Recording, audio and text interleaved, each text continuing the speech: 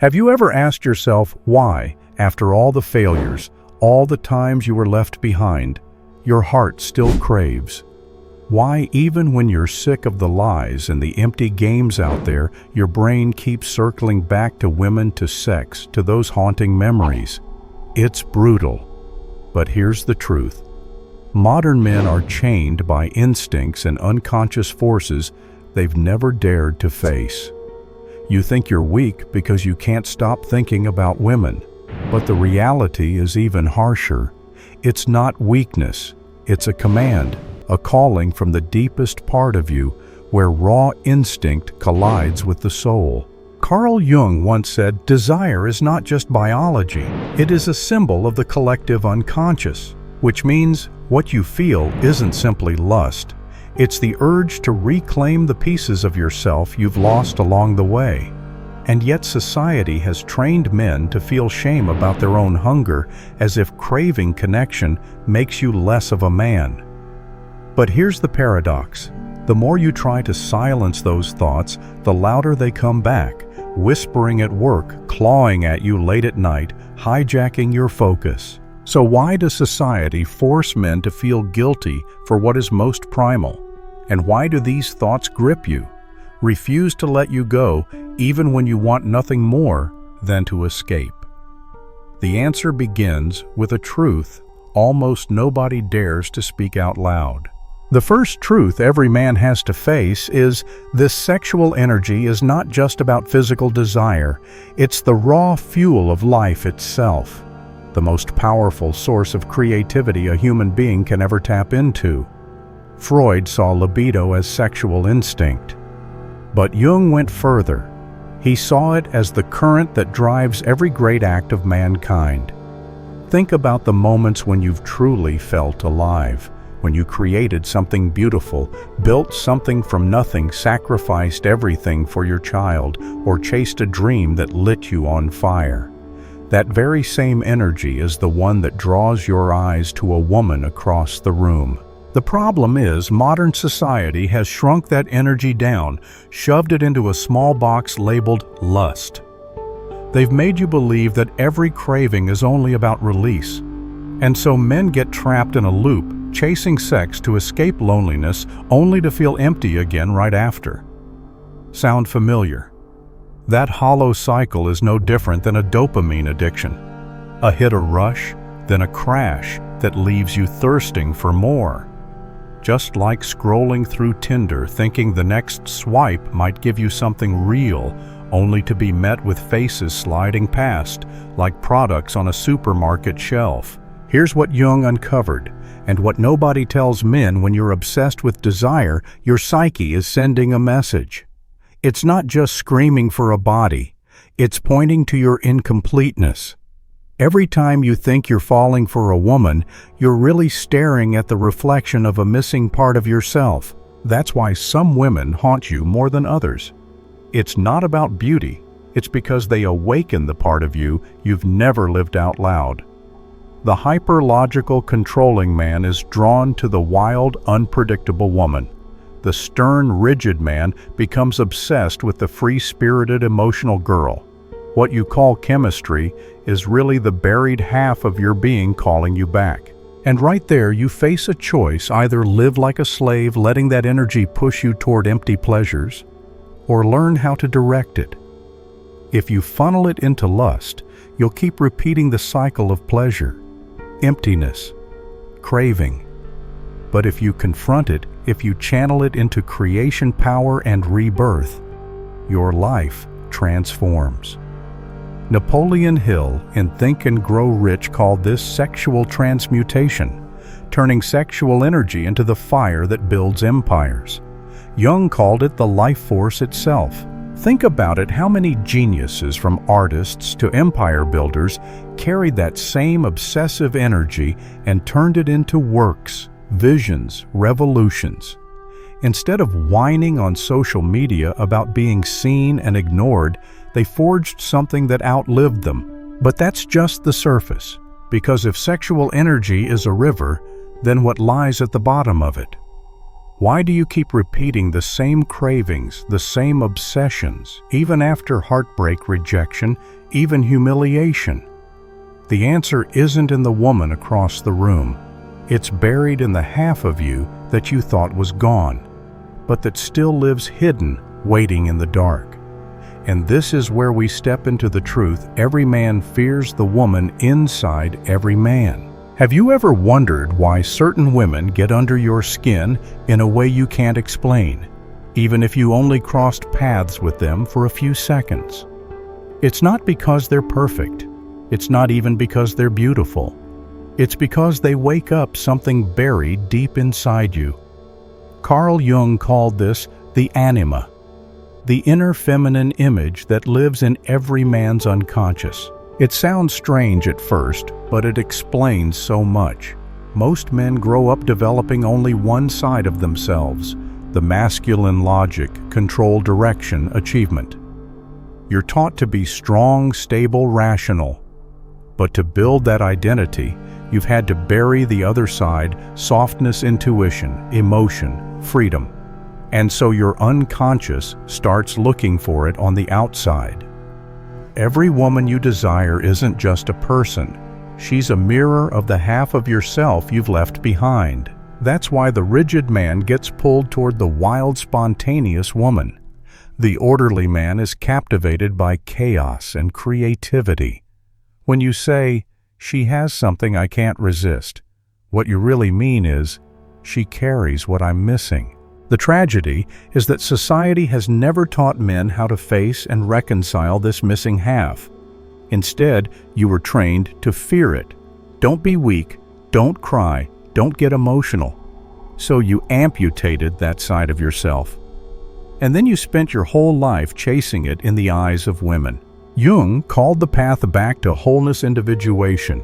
And you can't become whole if you keep projecting your missing half onto someone else. That woman you think is your savior, she's not your salvation. She's only a messenger reminding you of what you've lost. When she leaves, you think you've lost everything. But the truth is, you've only lost the mirror. The missing part is still inside you, waiting to be claimed. Here's the paradox. The feminine inside you doesn't make you weak, it makes you powerful. The greatest men in history were not just cold logic and steel will. They carried intuition alongside discipline. Picasso could not have painted if he lived only in rationality. Steve Jobs could not have built Apple if he hadn't trusted his gut. Even warriors know that intuition can mean the difference between life and death in the moment of battle. The inner woman doesn't strip you of masculinity. She completes it. But here's the danger. Most men never integrate her. Instead, they idolize women who embody her. They cling, they obsess, they turn into the good guy, waiting for love to save them when in truth they're just running from themselves. So the real question for you is not, how do I get her? The question is, how far am I willing to go to face the part of me I've abandoned? Because only when you reconcile with that missing half can you love without obsession, hold without control, and lose without collapse. And in that moment, you become the kind of man women feel is irreplaceable. But don't fool yourself. You're not free yet. Because beneath this missing half lies something darker, a force you've denied your whole life, but that still controls you more than anything else. Jung called it the shadow. And until you face it, your desires will always be chains, never freedom. Have you ever been startled by a thought that suddenly flashed in your mind? A fantasy you'd never dare to say out loud. A forbidden desire, an image society would label dirty, a scenario that made even you feel ashamed of yourself. Listen carefully. That doesn't mean you're broken. That is your shadow, the hidden darkness every man carries. Carl Jung said it clearly, each of us has a vault filled with everything we've been told we're not allowed to be. For men, it might be the softness we buried, the rage we suppressed, the wildness we were forced to tame. The more you push it down, the stronger it grows.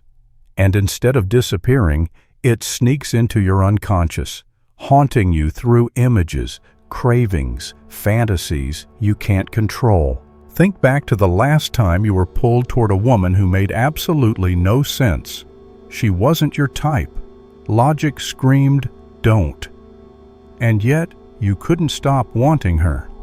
That was your shadow at work. She was living out what you've forbidden yourself to live. Her freedom stirred your deepest hunger and your deepest fear. This is where men get it wrong. They think they're falling for the wrong woman, but what they're really falling into is their own shadow. They don't crave her. They crave the part of themselves she represents. And it's not just about women. The shadow leaks out everywhere in the anger you swallow, the tears you hide, the need for control you disguise as discipline. It shows up in strange sexual dreams, in the porn you watch secretly and regret afterward. You think you're sick. You're not. You're just brushing up against the side of yourself you've never learned to face. Here's the danger: when you keep denying your shadow, it controls you anyway. But from the dark, it makes you obsessed, reckless, self-destructive. How many men have lost marriages, careers, or their entire lives because they let the shadow pull their strings? But Jung never told us to kill the shadow. He taught us to integrate it. The shadow isn't evil. It's simply the unlived parts of you. Real strength isn't about pretending to be pure. It's about facing your darkness and owning it. Imagine what would happen if, instead of running, you learned to talk to your shadow. The next time a wild fantasy pops into your head, instead of cursing yourself, you ask, "What part of me is this pointing to? What have I buried?" Maybe it's your craving for adventure.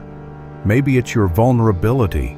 Maybe it's the wild boy who still wants to break the rules.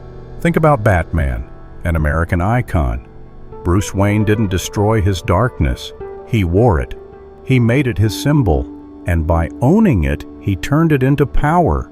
That's what a modern man must do. Stop hiding, stop being possessed by the shadow, and instead step into it, claim it, and direct it. Because when you reconcile with your shadow, the forbidden loses its grip. You see the truth. Your darkest fantasies are not chains, they are clues. They're road signs pointing you toward the man you're meant to become. And once you learn to walk with your shadow, something else happens. You unlock the doorway Jung called the transcendent function, the rare moment when bodies touch, but souls also collide when desire becomes something sacred. But you're not there yet. First, you have to understand why in the rarest moments of intimacy, you feel your soul melt into another's. And once you grasp that truth, it changes the way you see love, sex, and yourself forever. Have you ever had a moment of intimacy that shook you to your core? A moment when you realized, this isn't just sex. This is something far bigger than me. A time when the noise in your head went silent. Your armor dropped away, and for a few fleeting minutes you felt completely merged with the person in front of you. That is what Carl Jung called the transcendent function, when body meets body, but soul meets soul. Think about it. Why do one-night stands and quick hookups often leave men feeling empty? Because the body can be satisfied, but the soul stays hungry. Yet when two people truly open to each other, not just physically, but with their full presence, what happens transcends pleasure. It becomes a sacred ritual. In that moment, you stop being a lonely individual. You feel like you've tapped into something infinite, as if the whole universe is breathing through you. Jung believed human beings are driven by a deep urge to unify opposites inside themselves, and in sacred intimacy, where body, mind, and spirit intertwine, that unity is experienced directly. That's why those moments rattle men so deeply. They awaken the oldest memory we all carry, the memory of wholeness we lost the day we became separate beings. But here's the trap. Many men believe that if they just find the right woman, they'll unlock this experience. Wrong. The transcendent function isn't something she gives you. It only happens when you're willing to drop the masks, to stop performing, to let go of control. In other words, it only comes when you're ready to surrender your ego. And that's terrifying, because everything society taught men says the opposite: control, dominate, prove yourself. From boyhood, you've been told that being a man means always being in charge. But here, control is the wall that keeps you out. The tighter you grip, the further away the sacred slips. That's why so many men treat sex like a sport. They brag about how long they can last, as if intimacy were some Olympic event. But let's be brutally honest, sex isn't a stopwatch competition. It's a doorway. And if you're still counting minutes, you haven't even stepped inside. When two people truly dissolve into each other, something extraordinary happens. Fear disappears. The separation between me and her dissolves. What's left is union. For a heartbeat in time, you touch your essence. Not just a man grinding through life in some crowded city, but a fragment of the universe itself. Jung called this sacred because it gives you a taste of what religion, philosophy, and art have been chasing for centuries: the experience of coming home. And here's the irony. Many men chase sex not because they want more bodies, but because they're addicted to that fleeting glimpse of soul-to-soul connection. They think quantity will get them there. But the truth is, quantity only takes them further away. The transcendent function isn't about more, it's about depth. One moment of total surrender, one true merging can carry more weight than 100 empty encounters. And this is where the line is drawn between the man who matures and the man who stays lost. One knows the body is the doorway, the other mistakes the body for the destination. But even that isn't the end. Because no matter how profound the experience, no matter how sacred the union, the hunger always returns. The question is, why does the longing never stop? Why does the craving remain even after the deepest connection? The answer lies in what Jung called the sacred search, the eternal journey of the soul. And if you miss this truth, you'll spend your life chasing short-term fixes while ignoring the only journey worth living. And in the end, you come face to face with the hardest truth. No matter how many times you reach pleasure, no matter how many times you believe you've found the one, the hunger never stops. Why? Because what you've been searching for was never outside of you. It has always been within. Jung called this the sacred search, the endless journey of the human soul, the search for wholeness. From the moment you were born, you once knew it. In your mother's arms, where there was no separation between you and the world. That was paradise. But to grow, you had to break away. You had to lose that unity. And from that moment on, your soul has been restless trying to return. You think a woman will finally complete you, but she is only a mirror, a reminder. The key was always in your own hands, in. The cruelest lie society ever told men is that love will save you, that the right woman will make you whole. But here's the truth, no one is coming to complete you. They can only show you what's missing. The rest, you have to walk on your own. And here lies the turning point. When you stop demanding others to fix you, when you face your shadow instead of hiding it, when you embrace the forgotten half of yourself, when you learn to transform raw desire into creation and strength, that's when you become a different kind of man. A man women respect, a man other men admire, and a man who no longer feels small in his own eyes. The message here is not love harder or get better with women. The message is wake up. Don't let desire puppeteer you. Harness it, shape it, use it to become the man you were always meant to be. If you feel something stirring right now, then you're no longer just a viewer. You're a brother in arms. And a man who awakens does not keep this truth to himself. Share it with another man who's on the edge of breaking. Let him know he's not alone. Because awakening is not for the weak. It's for those with the courage to face the rawest truth of all. No one is coming to save you. You must save yourself.